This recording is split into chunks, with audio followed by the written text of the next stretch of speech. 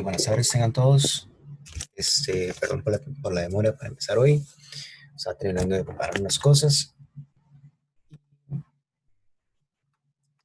El día de hoy, ¿verdad? Vamos a continuar con el quiz que hemos estado haciendo. Vamos a ver, creo que la mitad de las preguntas de matemática. Yo pensé que nos iba a dar tiempo de verlas todas, pero vi el nivel de algunas y hay muchas cosas que probablemente se les haga difíciles a ustedes. Entonces, para poder dedicarle el tiempo que se merece a cada pregunta, vamos a darle también esta clase, así como la que vamos a tener el sábado, ¿verdad? Una pequeña parte de la clase del sábado va a ser para terminar todo este quiz, ¿verdad? Toda la parte matemática y ya después continuar con otro tipo de preguntas y así pues poder avanzar con el curso ya como tal. Entonces, hoy vamos a revisar como 17 preguntas, entonces no vamos a perder más el tiempo y vamos a dar inicio. La primera pregunta es una que ya hemos visto bastante, ¿verdad? Es la que dice que en una caja se tienen 6 bolas verdes, 8 negras, 2 azules y 15 amarillas. ¿Cuántas bolas se deben de sacar como mínimo para tener la seguridad de haber obtenido 2 bolas negras y 3 amarillas? Entonces, para no perder tanto tiempo, les voy a dar un minuto para que escriban la respuesta que pusieron. Pero ya esta pregunta la hemos visto varias veces, entonces yo creo que ya saben más o menos cómo es la técnica para poder resolverla. Y en un minuto, pues revisamos rápidamente y pasamos con la 2, que también es una que ya hemos visto, entonces no vamos a perder mucho tiempo con estas dos preguntas. A partir de ya, tienen el tiempo para escribir sus respuestas.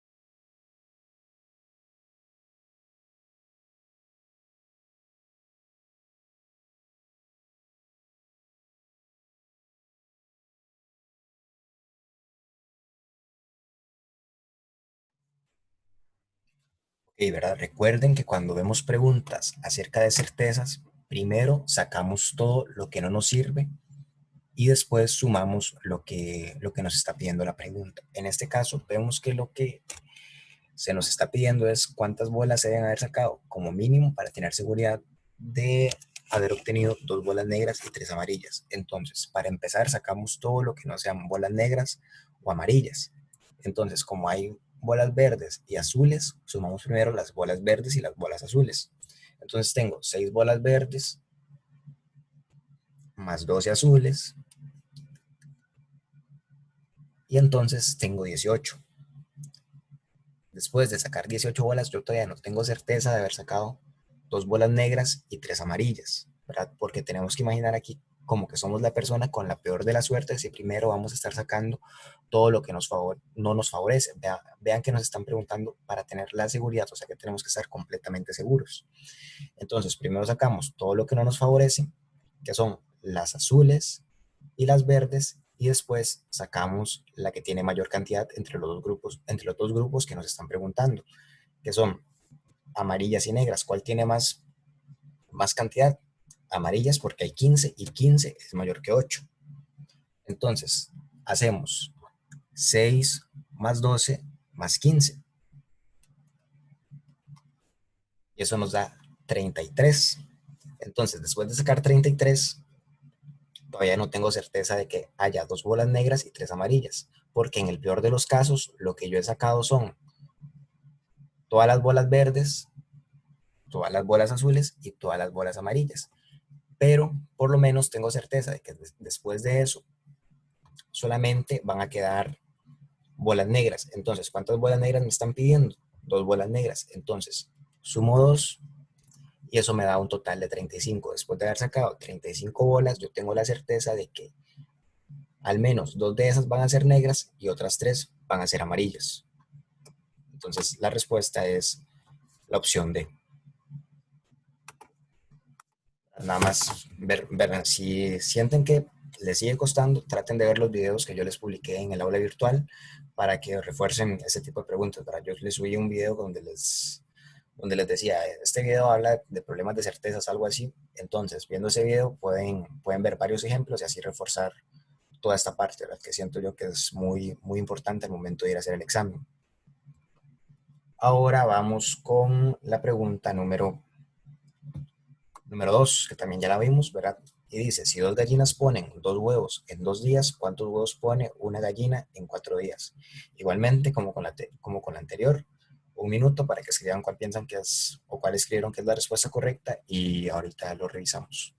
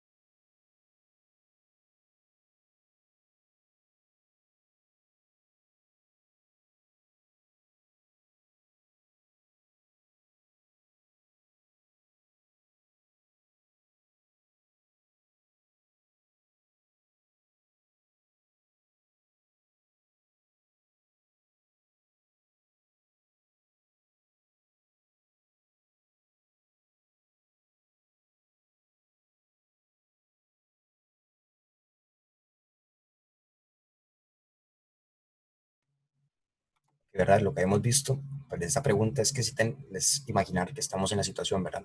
Si tenemos dos gallinas y en 2 días ponen dos huevos, significa que cada gallina puso un huevo en esos 2 días. Entonces, cada gallina pone un huevo cada 2 días y en 4 días, entonces, una gallina va a haber puesto dos huevos. Entonces, la respuesta correcta es la opción B. ¿Verdad? Nada más traten de hacerlo así muy rápido, no se vayan por lo metódico, usen la lógica para resolverlo y así la respuesta les sale muchísimo más rápido, ¿verdad? Entonces, la respuesta correcta, como pusieron casi que todos, si no es que todos, es la opción B.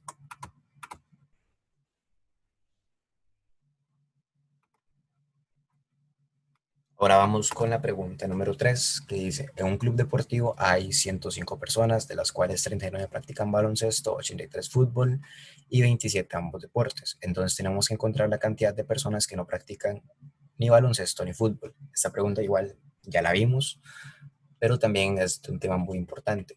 Entonces, un minuto y medio para que escriban cuál piensan que es la respuesta correcta y ahorita revisamos y explico brevemente por qué es esa la respuesta correcta.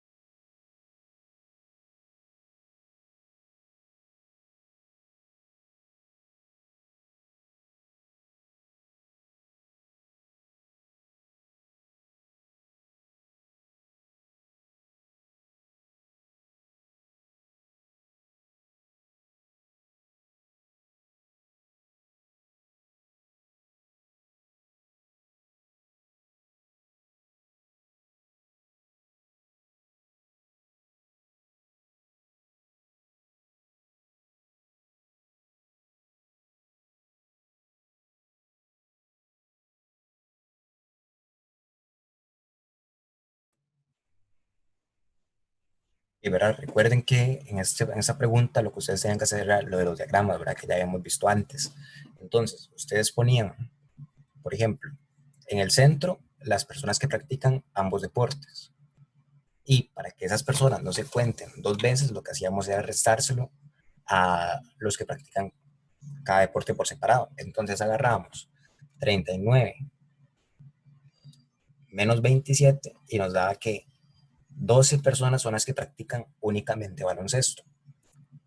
Y entonces en las personas que practican fútbol hacíamos lo mismo. 83 menos 27 nos daba, nos daba 55. Entonces teníamos que 12 más 55 más 27 eran todas las personas que practicaban deporte.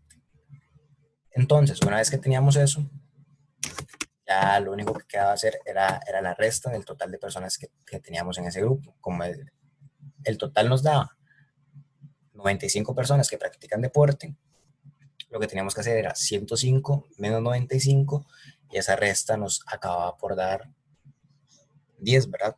Entonces la respuesta correcta es la opción A. Muy bien.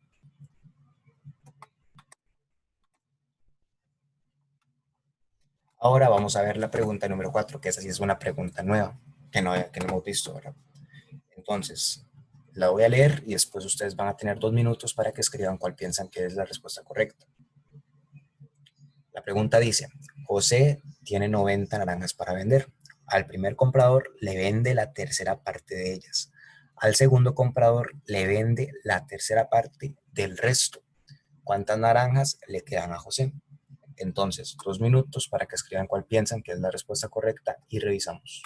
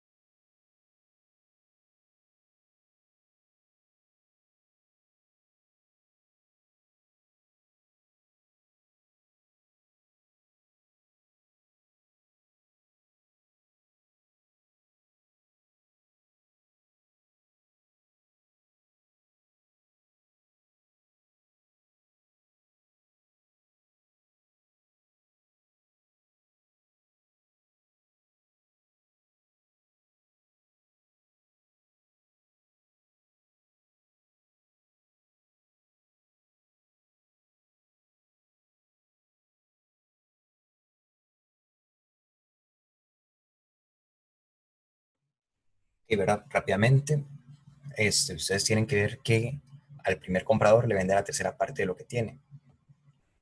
Él lo que tiene son 90. Entonces, la tercera parte de 90 es 90 entre 3 y 90 entre 3 es 30. Entonces, al primer comprador le vende 30 naranjas. Entonces, como tenía 90, 90 menos 30 son 60 naranjas. Él se queda con 60 naranjas cuando llega el segundo comprador. Al segundo comprador le vende la tercera parte del resto. El resto, ya vimos, son 60. Y la tercera parte de 60 es 60 dividido entre 3, que eso es 20. Entonces, 60 menos 20 es igual a 40. Entonces, la respuesta correcta es la opción D. Para aquí lo tenemos más fácil, ¿verdad? Tercera parte de 90 es 30, entonces vende 30 y se queda con 60.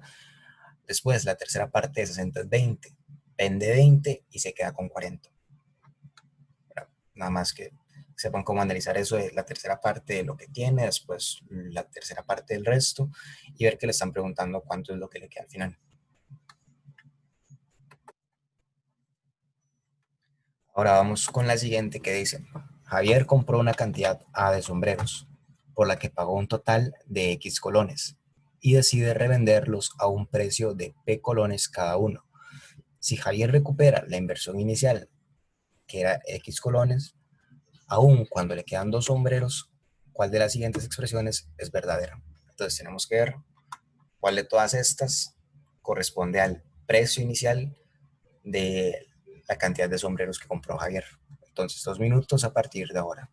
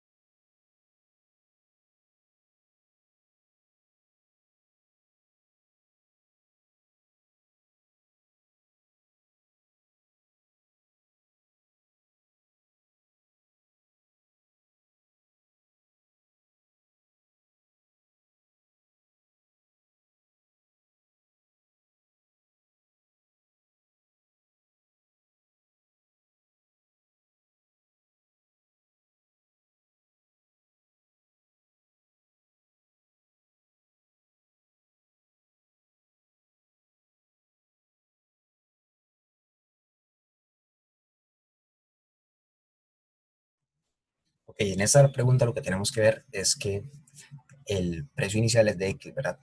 Y cada uno es vendido a P colones. Y él recupera la inversión inicial cuando todavía le quedan dos sombreros. Entonces, el total que ha vendido es lo que compró menos esos dos que todavía no ha podido vender.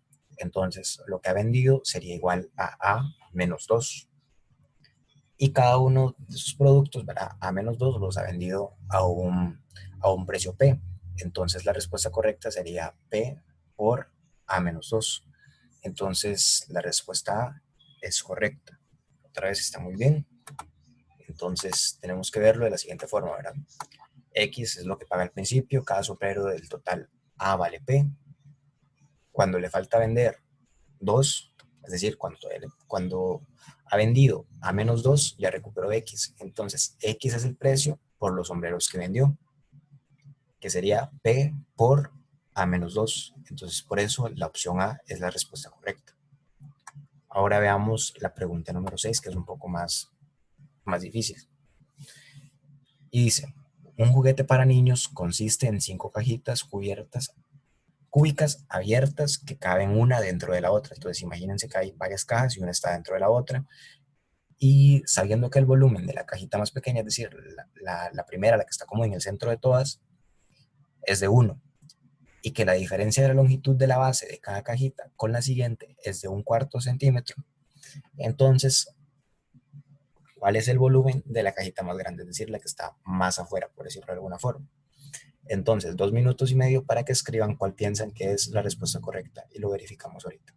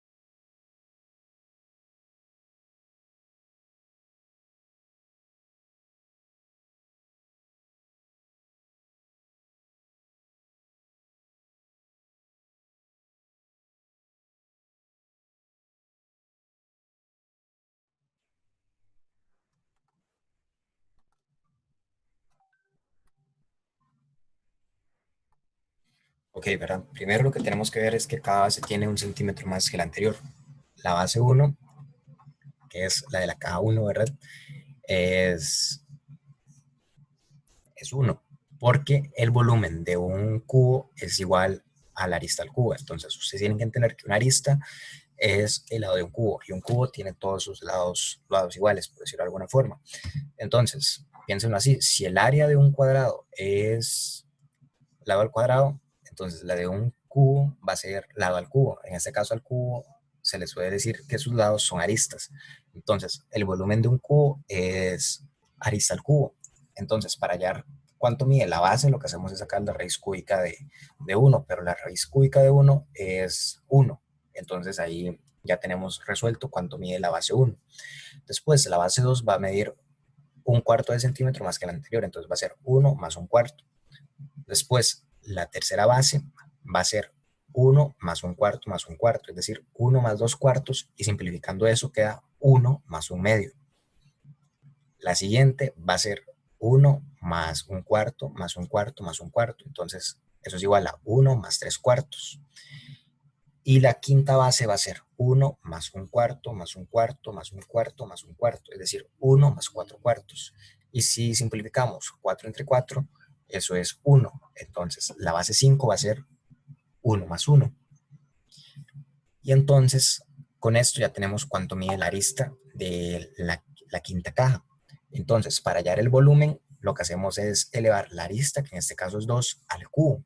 Entonces, 2 al cubo es igual a 8. Entonces, el volumen de la caja 5, que es la caja que está más afuera, es decir, es la caja más grande, es igual a 8 centímetros cúbicos. Entonces, la respuesta es la opción E.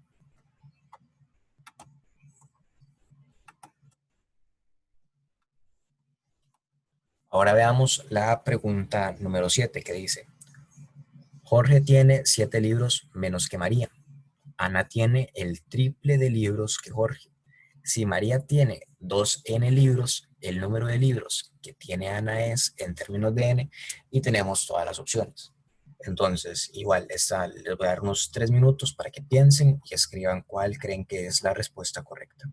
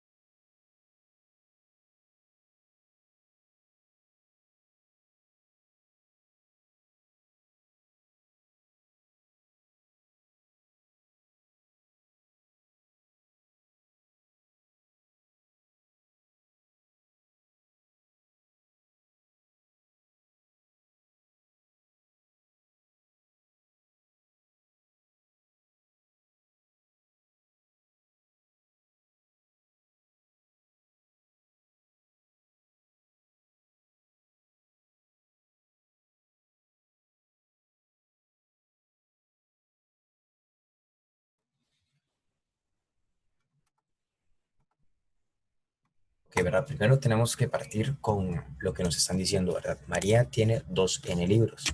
Entonces, Jorge tiene 7 libros menos que María. Entonces, como María tiene 2N libros, Jorge lo que tiene es 2N-7 libros. Y luego, como Ana lo que tiene es el triple de libros que Jorge, lo que hacemos es multiplicar ese 2N-7 por 3. Entonces quedaría el 2N-7 en un paréntesis, ¿verdad? Para separar los términos. Y al otro lado queda el 3. Entonces quedaría 3 por 2N-7.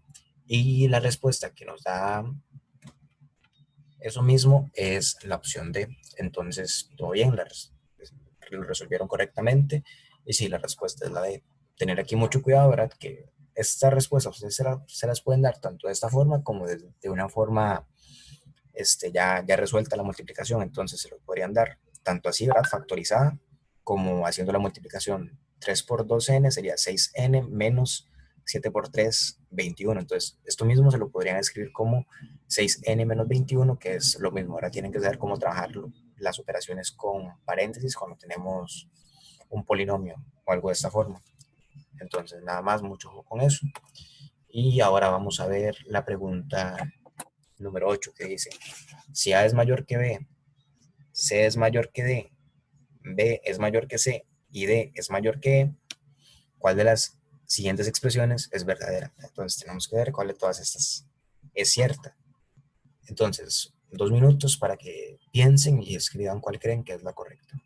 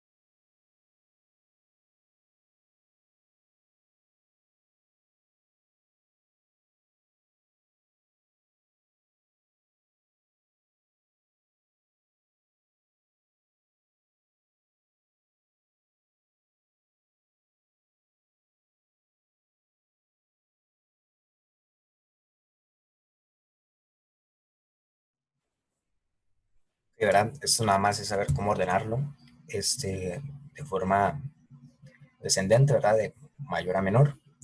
Entonces, si lo escribimos de esa forma, tenemos que A es mayor que B, B es mayor que C, C es mayor que D y D es mayor que E. Entonces, de todas, la única que es verdadera es decir que A es mayor que E, ¿verdad? Porque A es la mayor y E es la menor. Entonces, con certeza, A es mayor que E. Y si vemos las otras, por ejemplo, tenemos la E que dice D es mayor que A, vemos que D está aquí y A está aquí. Entonces, no es cierto que D sea mayor que A. Luego, C es mayor que A, tenemos C aquí y A está aquí. Entonces, tampoco es cierto. Después, D mayor que B, entonces tenemos de aquí y de aquí. D no es mayor que B, entonces la quitamos también. Y la A dice es mayor que A, cuando nada que ver porque E es la menor de todas y A es la mayor. Entonces, una vez hecho todo eso, nos damos cuenta que la única que tiene sentido es la opción D.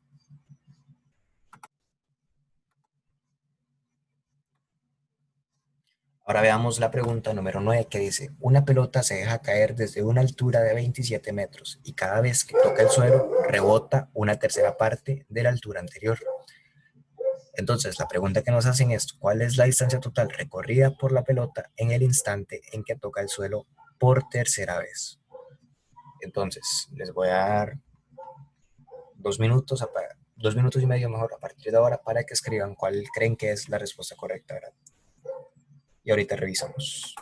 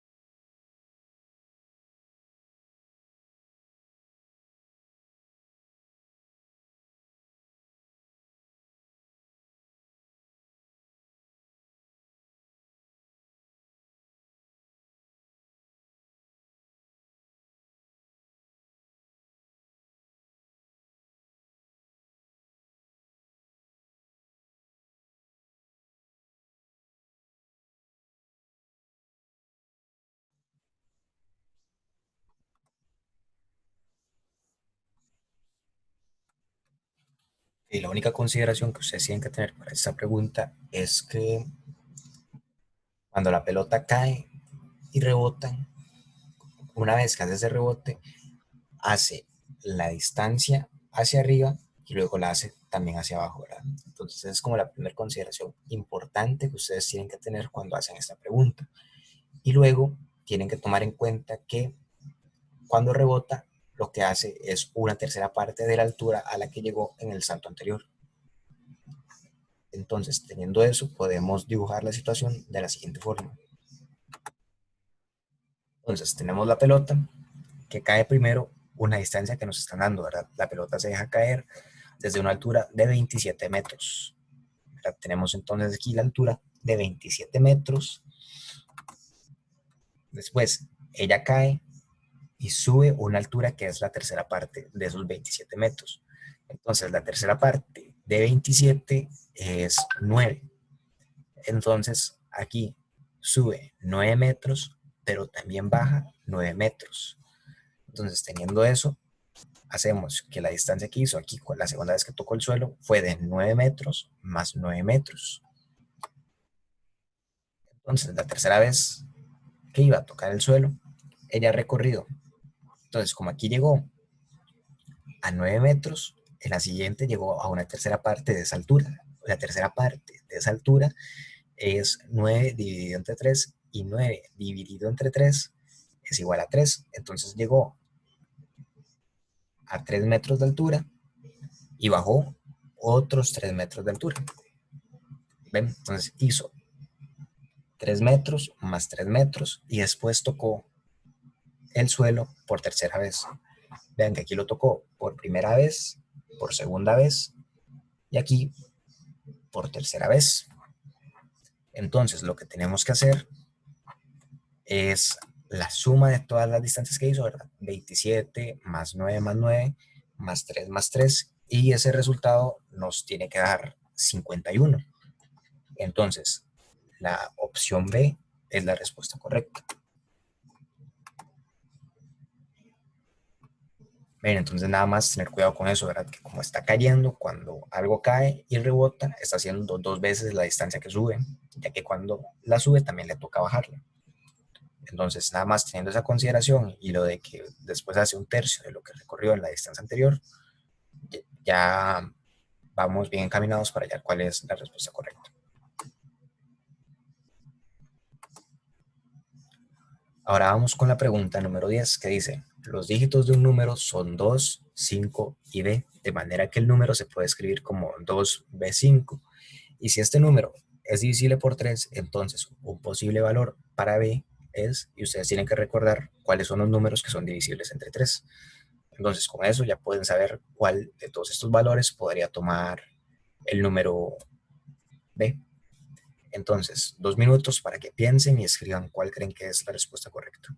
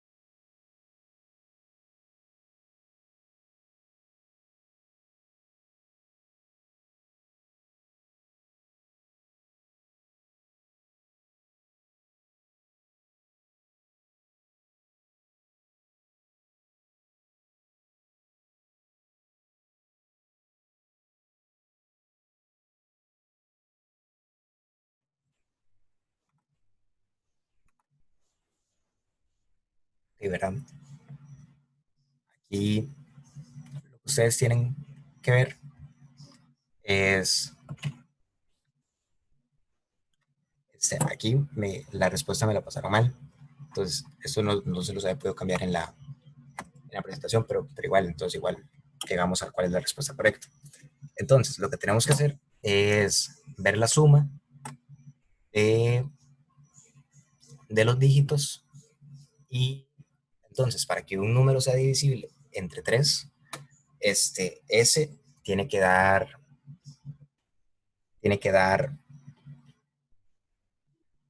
otro número que sea divisible entre 3. Entonces, aquí lo que se propone es que ustedes vayan viendo, ¿verdad? Por ejemplo, aquí tenemos 2 más 5 y la opción A nos propone que B sea igual a 3. Entonces, 2 más 5 es igual a 7, 7 más 3 es, es igual a 10. Entonces, 10 no es divisible entre 3. Entonces, la opción A queda descartada.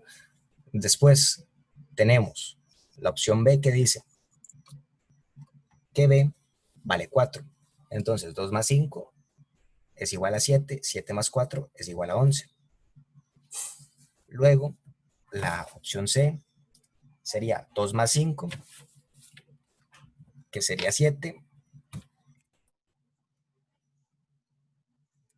Y luego hacemos 7 más 6 y eso da 13. Aquí eso está malo, ¿verdad? Ya les dije, eso se los voy a corregir después cuando les pasen las diapositivas.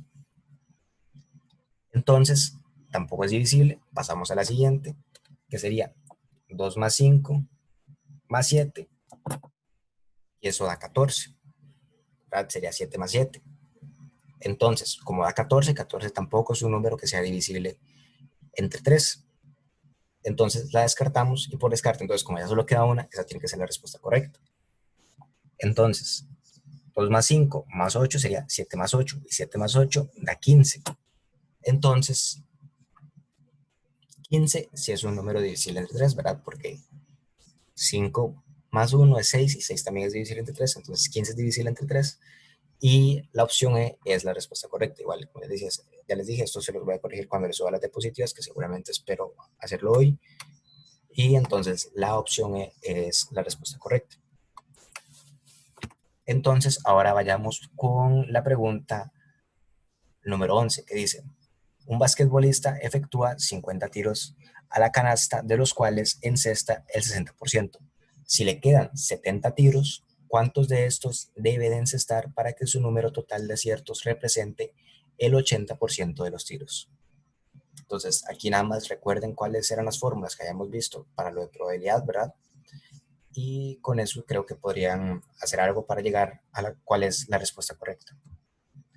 Entonces, 3 minutos a partir de ahora.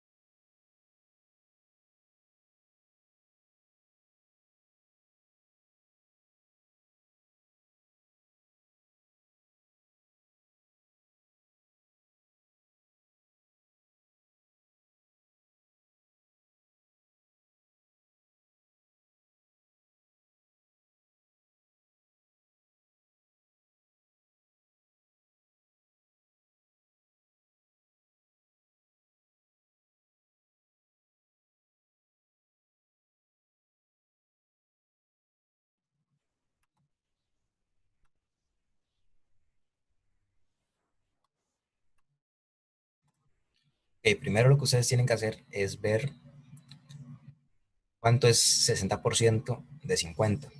Entonces, si nos dicen que el basquetbolista efectúa 50 tiros y encesta el 60%, entonces hacemos 50 por 0.6 y eso es el 60% de 50. Si hacemos esa operación, nos da que el 60% de 50 es 30. Entonces, el basquetbolista ha metido 30 canastas. Entonces, debemos hacer una ecuación que relacione el número total de casos favorables entre todos los posibles o todos los totales es lo mismo, de manera que nos dé 0.8, ya que 0.8 es lo mismo que 80%. Entonces, los casos favorables serían 30 más X, ¿verdad? 30 fueron las que él metió inicialmente y X es lo que nos está haciendo la pregunta, ¿verdad? X es lo que él va a meter ahora que le quedan 70 tiros para que en total haya encestado el 80% de los tiros que hizo. Entonces, los casos totales son 50 del principio, ¿verdad? 50 que tenemos aquí, más los 70 que todavía le quedan. Entonces, el total de casos es de 120. Entonces, la probabilidad tiene que ser 30 más X, es decir, 30 más X es todos los que él metió y 120 es el total que tiene, ¿verdad? Lo mismo que hemos visto desde siempre la fórmula, casos favorables dividido entre casos posibles. Todo esto tiene que dar 0.8 para que el 80% hayan sido encestados por él. Entonces, despejando esta ecuación, ¿verdad? Este 120 pasa a multiplicar al 0.8. Entonces, x es igual a 120 por 0.8 y este 30 que está aquí sumando pasa al otro lado a restar. Entonces, 120 por 0.8 menos 30 es igual a x. Nosotros efectuando esta operación, ¿verdad? Nos queda que x es igual a 66. Entonces, lo que debe anotar son 66 de esos 70 tiros. Entonces, la opción B, que dice 66, es la respuesta correcta.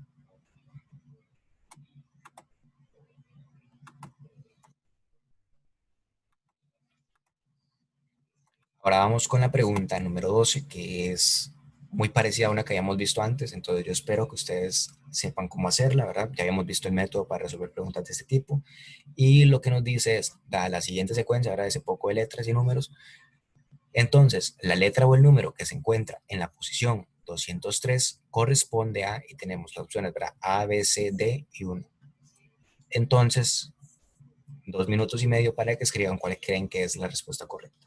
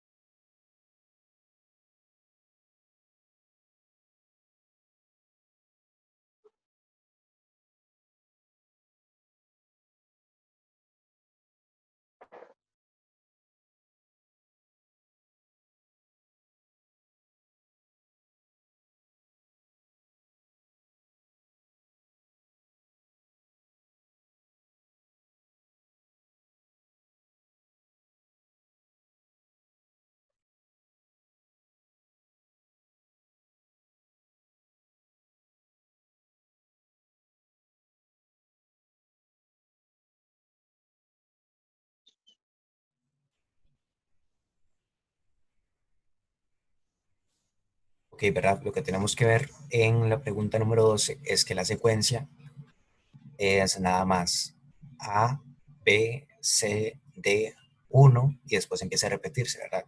A, B, C, D, 1. Entonces, ¿cuántos elementos tiene la secuencia? La secuencia tiene 1, 2, 3, 4, 5 elementos. Entonces, acuérdense que para hallar Uy, sí, es una cierto. posición determinada, lo que tenemos que hacer es la división de la posición que nos están pidiendo entre la cantidad de elementos que tiene la secuencia repetida. Entonces, la secuencia repetida lo que tiene es 1, 2, 3, 4, 5, ¿verdad? Entonces, hacemos 203 dividido entre 5.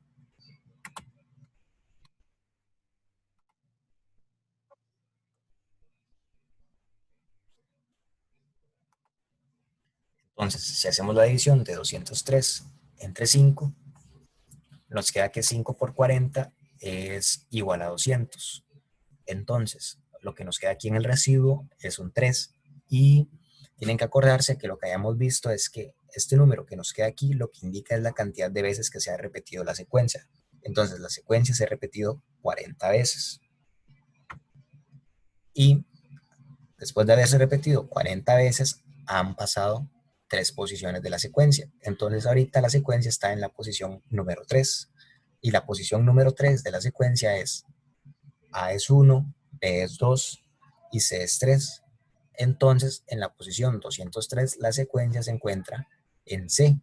Y la respuesta correcta entonces es la opción C, que dice C. Entonces, vean aquí lo mismo que les dije, 40 son las veces que se ha repetido la secuencia y el 3 indica la posición en la que estamos, que es C. Entonces, la respuesta es la opción C. Las de esas preguntas son muy comunes, entonces préstenles mucha atención. Y ahora vamos a ver la pregunta número 13, que comenzamos a terminar porque ya estamos un poco pasados de tiempo. Y lo que nos dice es, la medida de la de un rectángulo es A y la del largo es B. Si se quiere duplicar su área sin variar la medida del largo, entonces su ancho deberá ser. Entonces, 2 minutos a partir de ahora para que escriban cuál piensan que es la respuesta correcta y ahorita lo revisamos.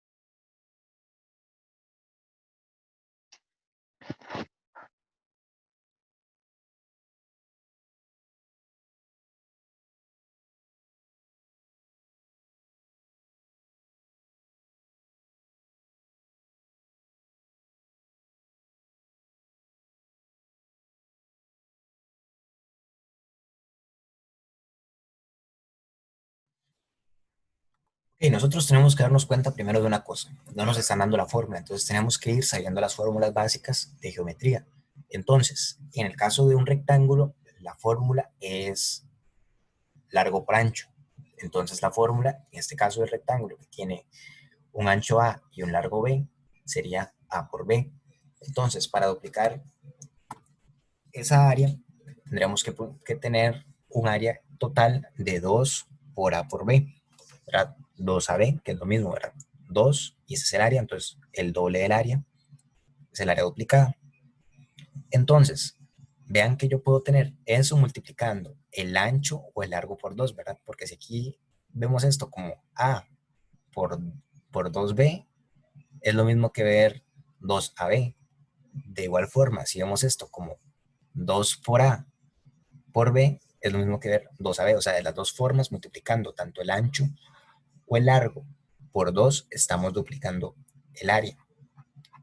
Entonces, una vez que nosotros llegamos a esa conclusión, decimos, bueno, con solo multiplicar el ancho por 2, ya estoy duplicando el área total del rectángulo que tenía al principio. Entonces, yo puedo llegar a tener 2AB multiplicando el ancho o el largo por 2 y da lo mismo cual sea, ya que el orden en la multiplicación no altera el resultado, es decir, no altera el producto. Entonces, la medida del ancho sin alterar el largo debería ser 2 por A. Entonces, la respuesta correcta es la opción B. Nada más tengan mucho ojo, ¿verdad? Haciendo esto, darnos cuenta de cuál es el área y qué pasa si yo multiplico por 2 una o la otra, que lo que ocurre es que el área también se está duplicando. Entonces, nada más tener mucho cuidado con eso y llegamos a cuál es la respuesta correcta. Entonces, eso sería todo por hoy. Seguramente les subo un quiz de aquí a pasado mañana para que lo resuelvan para la otra semana y con eso estaríamos listos. Nos vemos el sábado. Muchas gracias.